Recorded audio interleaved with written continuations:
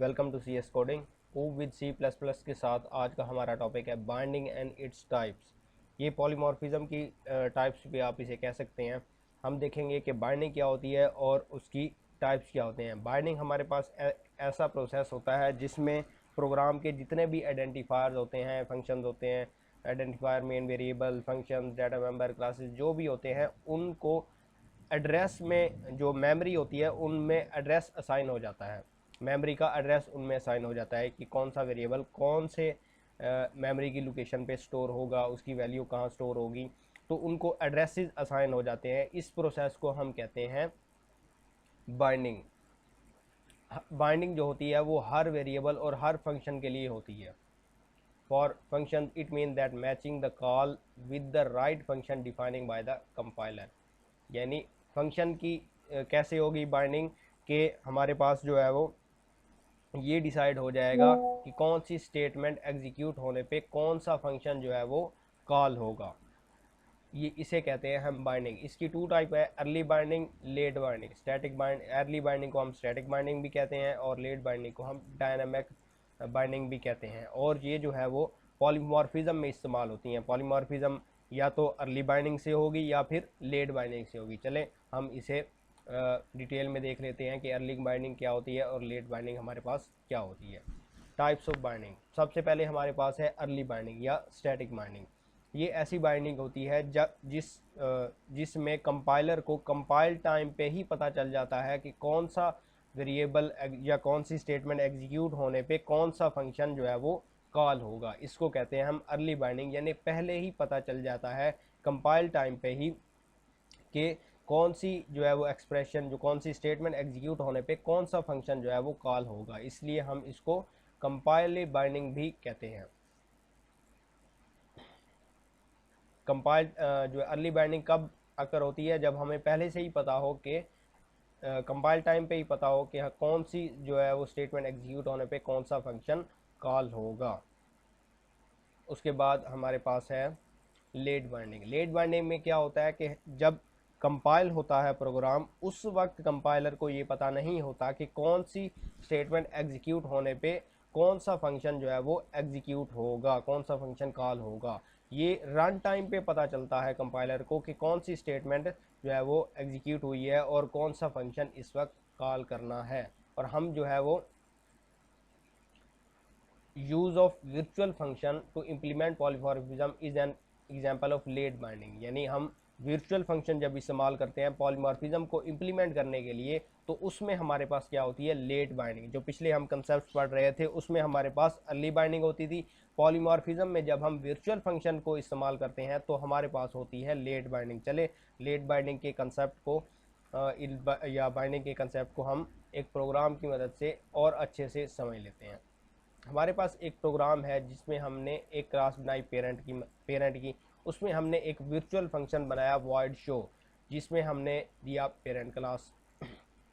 उसके बाद हमने इस फंक्शन को नीचे चाइल्ड जो है वो क्लासेस में ओवरराइड किया है।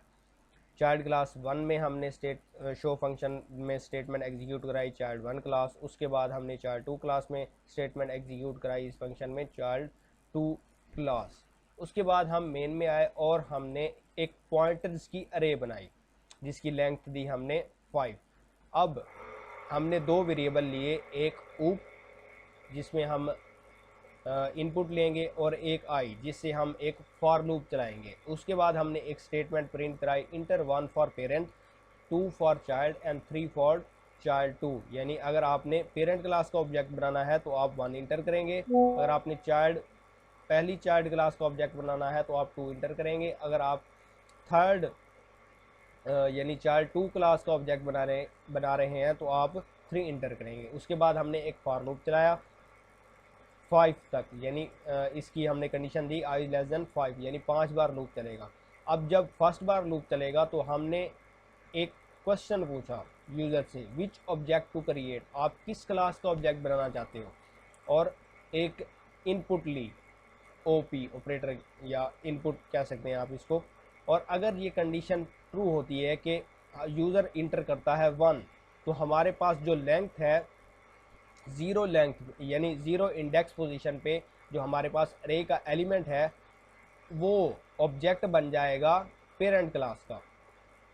उसके बाद अगर हमारी यूज़र की जो इनपुट है वो होती है 2, तो हमारे पास जो है वो 0 इंडेक्स पोजीशन पे जो हमारे पास अरे का एलिमेंट है वो ऑब्जेक्ट बन जाएगा चाइल्ड 1 क्लास का।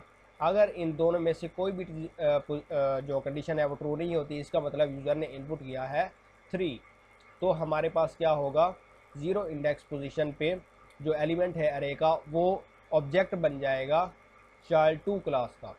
उसके बाद हमने एक और फॉर लूप चलाया जिसमें हम अरे पॉइंटर्स अरे ऑफ पॉइंटर्स से हम शो फंक्शन कॉल कर रहे हैं।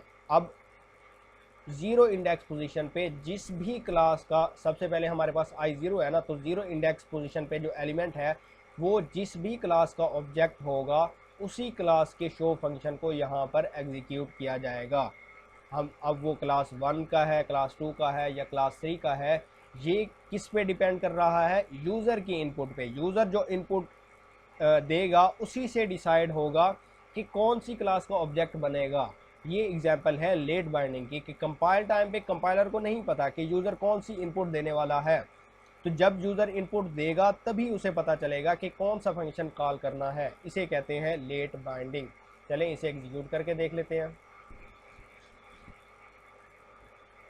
हमारा प्रोग्राम जो है वो सक्सेसफुली रन हो चुका है।